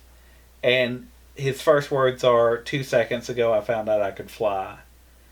And then in the next panel on the page, he gets shot and he dies because he finds out he can fly because there's a drive-by getting ready to happen, and there's 2 kids walking and they're going to get shot, and he wants to help them, but he's just homeless basically, and he wants to help them, and then all of a sudden he flies out and he takes the shots for them and he dies, and then he wakes up. And I was like, okay, I'll give the comic a shot. I ended up falling in love with this character. I own every issue. I own the trade paperbacks, even though I own the original issues. It's Resurrection Man. So Resurrection Man is Mitch Shelley, named after... I've seen him before. The Shelley obviously comes from... Ad nauseum. Frankenstein. Mary Shelley wrote Frankenstein. What? But what I love about him is, if you read the comics... He's not Superman. He's not Batman. He is very much a street level hero, even though he has the best power of all. He can't die. And that's a lie. He dies constantly. But when he dies, he comes back with the power. He doesn't get to keep any of the other ones. He just comes back with whatever he needs. And it's usually influenced by what killed him the last time. In the very beginning, he has no memory of who he is. And that's why he's living on the street. And there's a ton of conspiracy theories about, well, maybe he's Immortal Man, maybe he's something like that, and all of that turns out to be false. With a bunch of other people, including the Phantom Stranger and the Spirit and all these supernatural characters saying, we can tell that you've lived a long time. But the more modern update is that he was experimented on by just a group that called themselves The Lab. And The Lab was ran by Hooker. Nothing? TJ Variety? No. Hooker is, and you find out later... The Lab, the shop... I'm actually giving away... I'm messing up the storyline a little bit, because if you read from the beginning... When was the character created? 1997. Okay, so no, Stephen King would have gotten the jump on that. It sounds like the shop, sorry. Hooker was... The Firestarter. Hooker was the leader of the thing, but what you find out about later... Not that Firestarter. When you get... Not the one where you smack bitches up. When you get introduced to Hooker... That's 2 separate songs, isn't it? Yes. Yeah. Okay. It's Firestarter, yes. Yeah. Hooker, when you get introduced to Hooker, you don't know his backstory yet, but I'm going to go and tell you his backstory. He ran the lab and found out You're such a prodigy. that he had a terminal illness, and basically the lab was... so we're finally getting to Deadpool. I knew that was coming. He was a doctor that realized he had a terminal illness, and he never had hurt anybody. He had never done anything. He took his Hippocratic Oath very seriously, but he can't believe he's going to die. So they're working on these nanites to improve people, and he starts giving them to himself. Take that back. First, he starts bringing in homeless people because he can experiment them on, and nobody cares. So he goes from this, I wouldn't hurt anybody, to these people don't matter. Cut forward to he's pursuing Mitch Shelley, who doesn't remember who he is at the time, because Mitch Shelley's the only other one that survived, and he survived, Hooker says, whole. Hooker, to stay alive, has to eat people. He eats the hearts. And there's even in the first issue, there's a thing thrown out because Mitch Shelley's afraid it's him, that there's somebody going around eating hearts, and Mitch Shelley has some concerns of, is it me? When I think I'm dead, do I actually eat people? Turns out to be Hooker, and Hooker is pursuing him because he's the only other one that survived, and he wants to know how. It introduced a bunch of other characters. The body doubles are these female assassins that get hired by the lab to kill Mitch Shelley, which they later realize they can't. But what's cool about it is every time he does come back with another power. My favorite issue of of Resurrection Man. That's the body doubles. It's the second or third issue, I think. That one chick with the dark hair and the red outfit. Is he meets the Justice League, but he doesn't meet them. It's one of the coolest issues ever in comics because it's Justice League versus a huge... Do you remember the villain? I think you've read this, right? For what? Where Mitch Shelley The one meets with the Arnold Justice League. Schwarzenegger and Kirk Douglas. Oh man, I don't know the villain. It's one of the big villains, and they're It's knocking got down... a comic, kind of a Looney Tunes I'll feel let to the him go. movie. I'll Yeah, let there him she go. go. The Red Witch. What's her name again? Warlock's daughter. Why can't she just be her own person? It's so sexist. Anyway, Mitch Shelley as Resurrection Man sees the Justice League, but it's not a traditional team up because Superman, Batman, Wonder Woman, The Flash, they're all in it and they're fighting this big creature. And all Mitch Shelley sees is these people's homes getting destroyed. Can I finish? All right, then, Admiral. Sit there for a second. That is the worst impersonation of Dana Carvey doing Ross Perot. Admiral! Finish up so I can wrap it up. You had Finish Denny's up half an so hour that ago. I can go to bed. Anyway. Good Anyway. God, it's Go to- only 10:45, Grandma. Yeah. What time do you usually go to bed? 2. It ain't important. I know, because you're already in bed by now. I go to bed about 2 a.m. Nobody cares. No one asked you. Don't you over there sit. You didn't say, Chad, what time do you go to bed? and You your threw it out for the sergeant, peanut you gallery. and your Sergeant Cock can go wanting. It usually doesn't. Anyway, no. So Resurrection Man, wrapping this part of it up. What I do, the 2 reason, kids later, you still can't wrap up. That's not even funny. No, you phoned that one in. Yeah. Just like you did the last 30 minutes of getting through No, Resurrection And Man. he phoned that in with a rotary dial too. That's how bad that joke was. No, my iPhone is touch button. What? Touch button. Anyway, What did you just came out of your mouth? Resurrection Man was created because when they had the chance to reboot Great Lake Avengers, Oh, their geez. actual comment was, it was led No one by cares. Mr. Immortal, and they literally said in a meeting with Marvel Brass, that's the lamest power ever because he's just immortal. Like, there's nothing, we can't illustrate him doing anything cool other than, I'm still alive. When they went to DC, they said, do you have any ideas? They're like, we'd like an immortal that actually has powers. And that's when they came up with the idea for Resurrection Man. It launched in 1997. It was kind of a bridge between the darker side of DC, which was What Vertigo. does this mean, darker? Because if you're flipping a light switch, maybe with the Yeah. pinky, and you Who flips a light switch this way? James. I do sometimes. If I've got something in my hands, like I got my shades, I'll flip it like that. Really? So Yeah. you go all Parkinson's on the light switch? I don't think we should mock people with Parkinson's. I don't think you should either. You should flip a light switch like a human being. With your nose. Duh. I think we It's should. better than this. I think we also shouldn't make fun of people that don't have hands to flip light switches with. That's right, Stubby.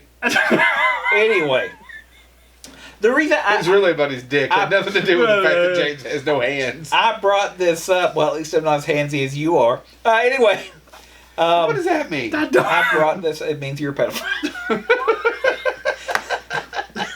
Oh Anyway. my God. Anyway, the reason I brought this up was again with this. Acquitted! With this, with this I was going with time served, but okay. The reason I brought this up though is Need the honestly, if the CW is looking for a character that they You've could tried do, to pitch it several times. could do as a show, the reason I think it would be interesting is kind of the Incredible Hulk, the old Incredible Hulk TV series, in that he's constantly moving on. He doesn't have a base of operations. He And doesn't he has have. that coat of many colors. He doesn't that his have anything mom like that. made to me. But it's also Quantum Leap. 'Cause Did you ever every mention time- the fact that he resurrects, he gets a new power? Did you say that at Yes. any point? Oh, Okay, Jesus, sorry. he so He- said it. It was buried somewhere Would've in been- between. Would have been nice if you listened. Fred at White sorry. Star. I was and looking up somewhere pictures. White about Star. how I had White friends Star. in '97. White Star. White Crow. White Star White Crow. built Yeah, really you can good mock ships. many things, but White Crow. You're right, is important. absolutely. They built the Titanic. Titanic, the White Star Line, yes. But anyway, no, I honestly think it'd be an interesting television show because it is the old school Incredible Hulk that people love, and it's Quantum Leap. He dies, he comes back with new power, he's always moving on. So if you're looking for a show, CW, to replace that Arrow, call up Dan Abnett, Andy Lanning, and get them to write And you. James Thomas. Or just sponsor Bonehead, because we would love to be Bonehead, sponsored by CW. Yeah, that'd be cool. Okay, so the final one I'm actually hoping doesn't get a TV show. I want it to be a really good movie because we have yet to get one. Yeah, but real quick, the You reason gonna bring I up think Superman? the We've reason, had one good Superman movie. You're The reason absolutely I right. think- That part 3 Oh, you bastard. There's Richard Pryor. did have Richard Pryor. It was the only redeeming thing about it. The reason I know you want to close up, but I think the reason I like bringing all these up is I think that would be the issue with the Sergeant Rock movie too. Is some of this stuff, because it's based on comics, does work better for episodes and lends itself to TV. I think Sergeant Rock makes a good television show. Well, how did they do it in Marvel? They took 10 years and 26 movies to really establish that universe. Is it 26 movies? Yeah, 26, I think. Is it really? Mm-hmm. No way. Iron Man 2, Iron Man 3, Guardians of the Galaxy 2, Or- Doctor Strange. We're not talking about Marvel. That I know, much. I'm just curious. I think it's close to 26. Yeah, but no, so Green Lantern. No, talk about a movie. Yeah, that is a piece of shit movie, and I've never been so mad. You know this is Directed gonna by lead- Martin Campbell. You know yeah. this is going to lead to him talking about Deadpool again. I know. With Deadpool 2. Yeah, and I don't think I've ever What been. happened to Deadpool 2? I think I the haven't only- saw it yet. I think I've only been angry coming out of a movie 3 times. Seen it? And they've all been DC comic movies. So I was mad when I came out of Superman Returns because of the kid. And boring. Yeah, and it was boring. And technically, Kevin Smith pointed out that would be rape. Yes. That is true. I It's, didn't think about that until just now. I didn't Now either. he's more interested. Because he went off on a tirade about it. Yeah. But Superman Returns, Justice League, and then this one, Green Lantern. I just saw Justice League a few months ago. It's terrible. And like I told you before, it's Lord of the Rings. It's not It's a crappy version. good. It has some decent scenes. I don't understand why a late 60s rock band is the villain. Yeah. That it was completely destroyed. Magic Carpet Ride, man. Yep. Steppenwolf. I prefer Wolf. Green Lantern. Steppenwolf is a horrible villain. Yeah, it is. No, I'm not arguing that whole movie was a shit storm. But it's not as bad as a League of Extraordinary Gentlemen. Which is an independent. No, man, I actually disagree with that. League of Extraordinary Gentlemen is better than Justice League was. How? At least it had a relatively decent story throughout, and it had the it villain. No, was they villain. both had crappy villains. You're Yeah, right. terrible villain. But I still- The only reason I would give you, actually, if you'd come to me and said, dude, one of them has Sean Connery, then I'd left you alone. Yeah. 23, not 26, my bad. But no, so we're going to talk Thanks. before we get into the Green Lantern that everybody knows. We're going to talk about the actual beginning of Green Lantern because I don't Alan know Scott? This. Yes, Green Lantern was not the Green Lantern that you know. Yeah. Green Lantern was first created in July 1940 by artist Martin Dodell and scripted. And I didn't know this, and it actually makes me angrier knowing how little respect he got until just recently. The first issue of Green Lantern was scripted by Bill Finger, who also created Batman.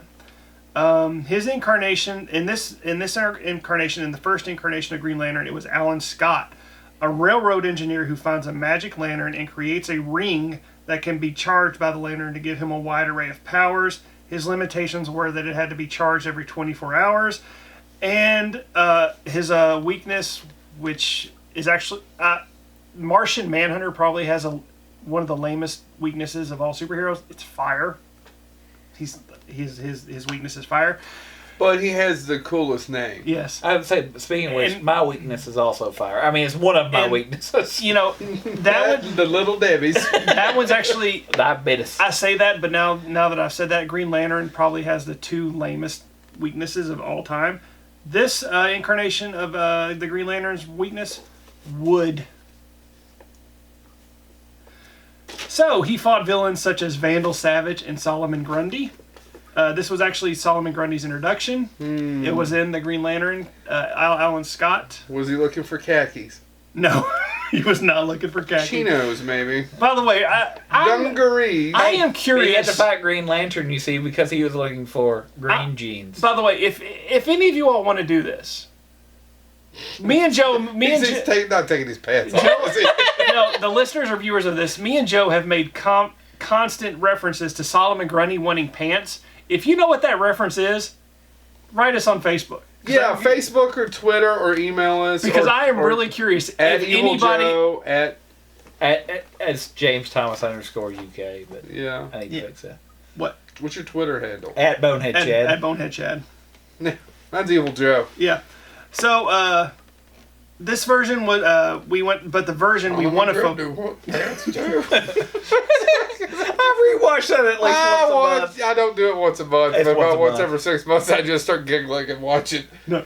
But the version we want to focus on for Green Lantern was created in 1959 by Julius Schwartz. Now, at this time, most superhero comics had either fallen into obscurity or ceased publication altogether, mainly because of the comic code. DC wanted to make another effort to bring superheroes back into popularity, so Schwartz was started this comeback with a completely new take on the Flash, which is the Flash that we all know now. The Flash, real quick, is DC's answer to the Wizard. You jackass! It is not. That is not. It's a cute little dog in the Dukes of Hazzard. Look, the Flash is right there. Oh man, I love Basset Hounds. And if you actually attended the Comic-Con panel, this was the only character I brought up that actually irritated James in terms of lamest superheroes, because I brought up the Wizard and he said it didn't need to be in that list. I disagree. Read the Invaders, son. Nope. You can't read. But no, Julius Schwartz, he wanted his way of bringing comic book characters back to popularity was to infuse science fiction into them. Yeah. And he did that with the Flash. And it was such a big hit that they gave Schwartz another go, and he wanted to tackle Green Lantern and using this same method. So Julius decided to reinvent Green Lantern to be a science fiction hero and make him a space cop. A lot of Green Lantern's backstories were largely taken from E.E. Smith's Lensman series. Police cops. Yes. Space Space. police cops. In space. Police cops in space. Now, E.E. Smith's Lensman series of stories focused on a galactic patrol who uses a large group of space beings to protect the universe. Woo, doggy. Yeah, so Hal Jordan, if you don't know, was a pilot who received his ring from a dying alien, Abin Sur. He was also at one point Renee billed- Arbajonis. He is one point billed also as the Man Without Fear, which in Marvel is Daredevil. Daredevil, yeah. But he was the Man Without Fear for a while. Who crashed on Earth. So he was given this ring by Abin Sur, who crashed on Earth. Upon receiving the ring, Hal Jordan was inducted into the Green Lantern Corps and tasked with protecting Space Sector 2814.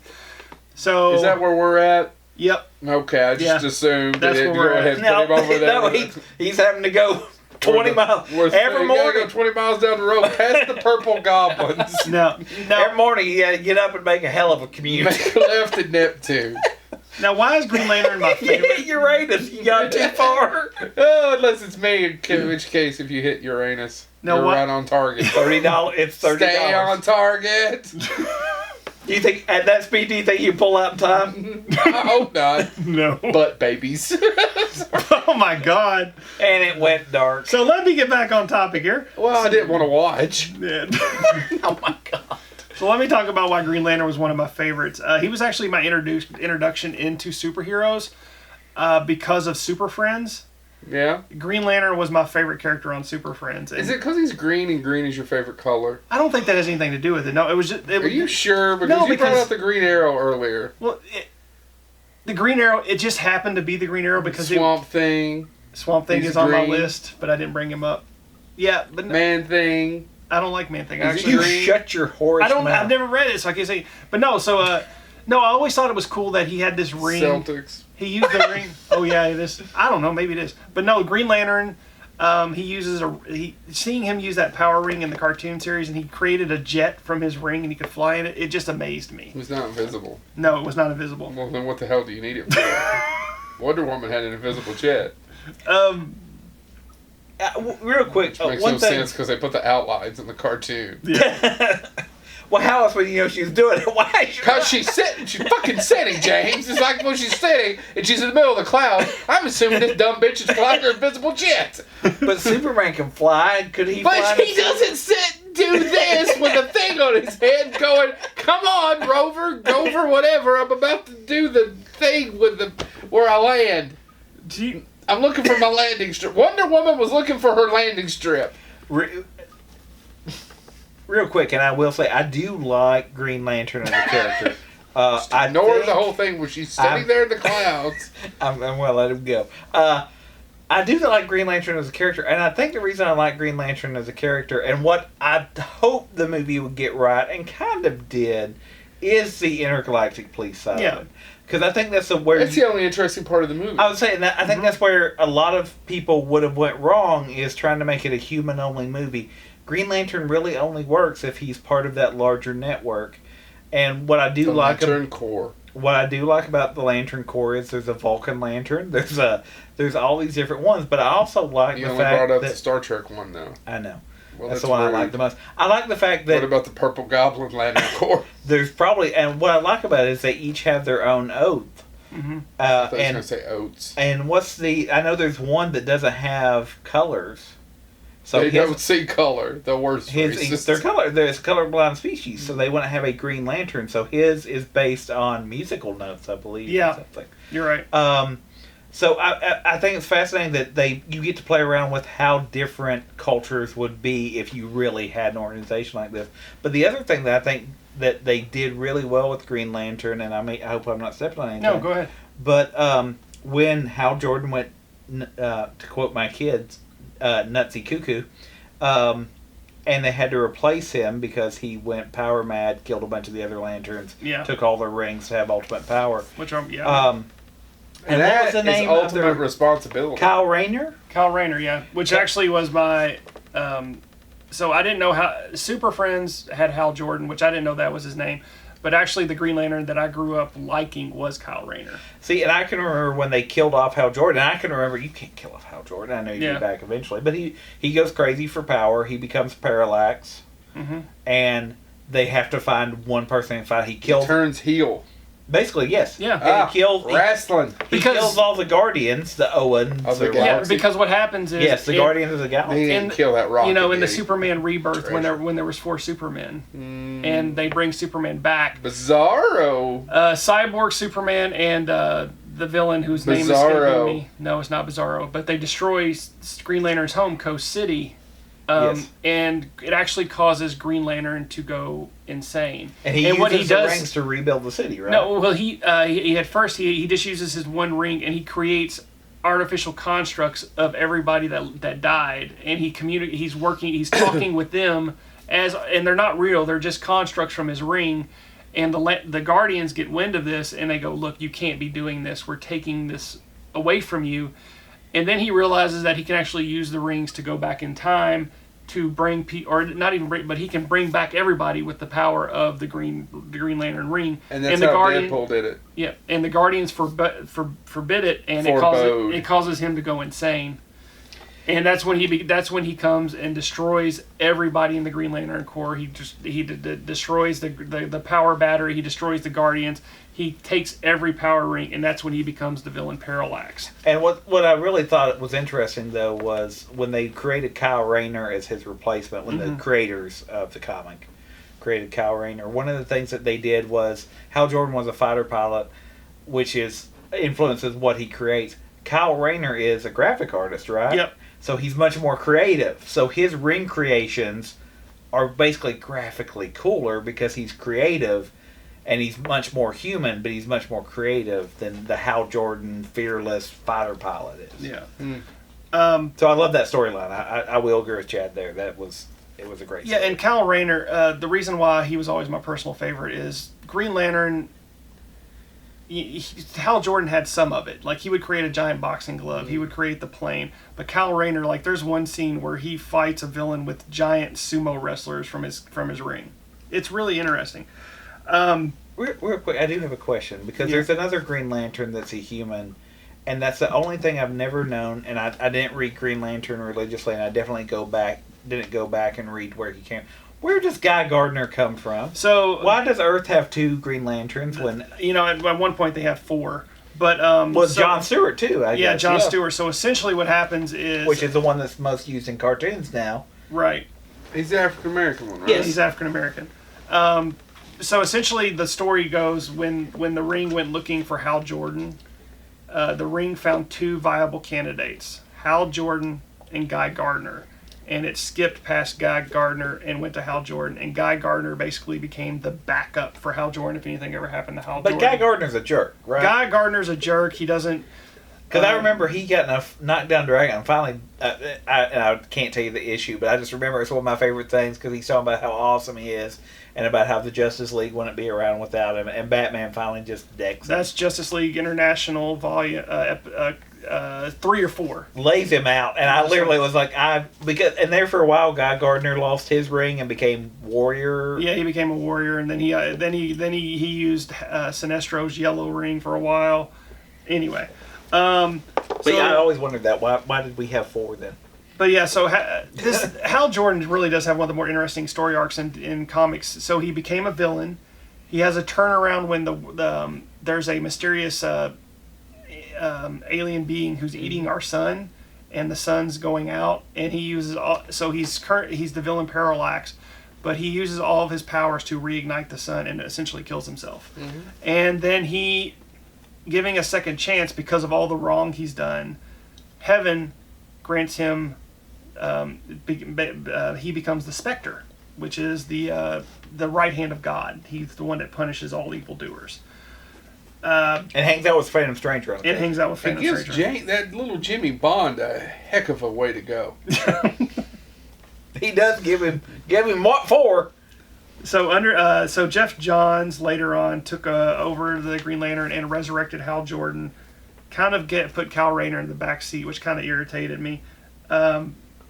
But he did an amazing run on the character, and he introduced the Sinestro Corps War, which Sinestro is Green Lantern's version of the Joker or Lex Luthor. Mm-hmm. He has a yellow ring, which early on, Green Lantern's weakness was the color yellow. Again, it was Green Lantern's he was without fear, and when you have fear, what do they call you? You're yellow.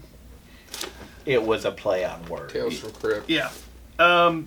No, so Green Lantern's always been one of my favorites because he's a space hero. He flies around. He uses his ring to create amazing things. He crossed over with Star Trek. Yeah. Did I mention that? Yes, you got me. You bought me the comic book.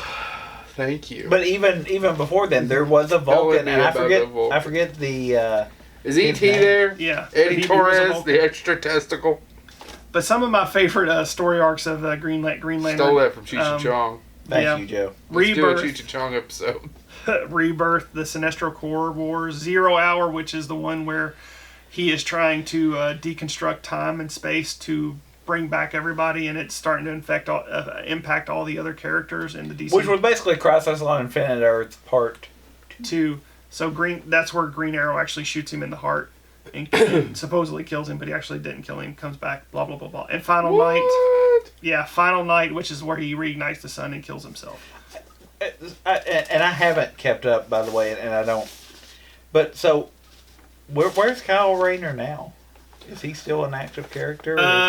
With the new 52 reboot and what they've already rebooted Green Lantern 2 or 3 times, and I haven't been reading comics in a while, so I don't know where Kyle Rayner is. Because that's my question, is because that's the same way I feel about Resurrection Man, is that they did New 52, they brought him back, and they made him a supernatural character where basically Heaven's trying to claim him, Hell's trying to claim him, and since he can't die, and where does his sin go, and it's this entire and it was really interesting, and then they rebooted that again, and then they canceled it. And so it's one of those things where are these characters now? We don't know. And with that, we're done. Did we get through all of it? We got through it in almost 2 hours. Oh my God! But seriously, you say real quick. Seriously, you've never done anything real quick. Seriously, if you would let me finish. 2 children. Seriously, I didn't do my kids, you pervert. Jeez, you know what I mean. God, why does he have why to do take you it say to a it dark then? place? Why do you say Why things do you don't take mean? a dark place? And I didn't say I didn't mean it. out of out of all we've talked about, Joe, as somebody that's not a comic fan, thinking about these as films or things like that, and ignoring the sadly regrettable Green Lantern film that we saw, Yeah. who would you picture doing the movies like this? The Green Lantern, I think, is the one that you all talked about that would have the best. The problem is, I feel like the Green Lantern is like one of the easiest comic book superhero movies you could make, and yeah, the issue is, guys, in my opinion, as someone who didn't grow up reading a lot of this, it's the same issue that we talked to Bart Mixon about. Is that I know Darkseid or Darkseid? it's Darkseid. Darkseid came first, but you can't do that. Well, you can do that now, but people who are uneducated like me when it comes to the actual history and the timeline are going to say, oh, You just ripped off Marvel. you just ripped off Marvel, when in essence Marvel had already ripped off DC. But they're already doing that because they're making the new gods, which is Darkseid is going to be the villain in that, and it's the director is the lady who did A Wrinkle in Time. Yeah, So when you tell me about that, I think, well, they made it work with Guardians of the Galaxy. They've made it work with, quite frankly, with things that shouldn't work as easily as they do. I mean, if you'd have told us 10 years ago, I think you both would have had a hard time believing that a movie with a talking raccoon and a tree would make $300 or $400 million just gross, just in the United States. Yeah, and I think both of you would have a hard time believing that. Well, in fact, when they made that announcement that their next movie was going to be Guardians of the Galaxy, everybody was like, "Why the hell are you doing that?" yeah, because it was obscure, and half of, well, more than half, almost 2/3 of the Guardians of the Galaxy run isn't even that cast. Yeah. It's set in the 30th century, and it's the descendants of modern day superheroes. So, but I also was sitting watching again Into the Spider-Verse with my kids. I saw They it. love it, and they dig I liked it. And I think what got me was that, to me, for comic fans, felt like the passing of a torch. Yeah. In that it does have my Spider-Man. It has a 30-something, starting to have some weight, Peter Parker, which is what I grew up with and where I am. And then Silas has always known Miles Morales. That's his Spider-Man. And so that, to me, it was cool to watch it with my son. But what I was getting at is thinking about some of this. Like, I would love to see what Sam Raimi would do with Ragman. Yeah. I think you need somebody that can do dark with a little humor in it. And I think that's the problem we have, is even with a film like Spawn is supposed to be very dark, very brooding, and I know that's not a DC character, but thinking about talent to match with some of this is what I would think. You want the honest answer to everything, to that question then? Yeah. I don't know who it is because that person isn't here yet. The thing what you just brought up, and he's my favorite director, I have next to zero interest in seeing any of that version because I've seen 2 now different characters that he has done as superheroes. That's true. That's done. I want to see the next 20, and I'm not trying to be ageist here, but I want to see the next person who's younger than the 3 of us do their version. Yeah. Yeah. Maybe we need that. How this is coming out of 41-year-old me, but you were sitting there telling me that, and I was like, well, yeah. I mean, and it's not that he repeats himself necessarily. I'm not saying that's a bad thing. He has a style. He has a way to do it. I actually would have liked to have seen his version of Ghostbusters. I thought he's the one who should have done Ghostbusters 3. That being said, I don't want to see that as much as I want to see whoever the next person is. Yeah. And you're right. My son is starting to say Spidey, and I'm starting to read him just the little board books and stuff, and he's getting really into it. And I watched a couple, and we can talk a little about this more. We got to wrap this up anyway. Yeah, but no, I think that's interesting. And it's neat watching it through his eyes because I think he's into that more than I was. Because I wanted to be a Ghostbuster. I didn't want to be Batman. I never wanted to be Batman, but I think it's the way. Summer of '89. Yeah. I still want to be a Ghostbuster. No, I didn't want to be Batman. Batman, I like Batman as a character, but it's never a character I wanted to be. Okay. Is there anything else we need to talk about, gentlemen? And that's been DC. That's been DC. All right. So and next, CW make these shows. And by Turn the it- way, Swamp Thing was very close, but they're actually making a good TV show that they just canceled. So tune in next don't see week, how. and we will finish up with the next version. We're going to do your all's favorite Marvel Marvel superheroes. characters. And I think, spoiler, I've already talked to Joe. He's given me his list. It's NFL Super Pro, Kickers Incorporated, and the Wolf Pack. By the Deadpool. way, if you know any of those, you'll know why that's funny that I've linked them to Joe. And Deadpool. Joe will be talking about Deadpool. No, I really won't. Kickers Incorporated. That's Joe's all-time favorite comic. Look it up. Kick, Kicker.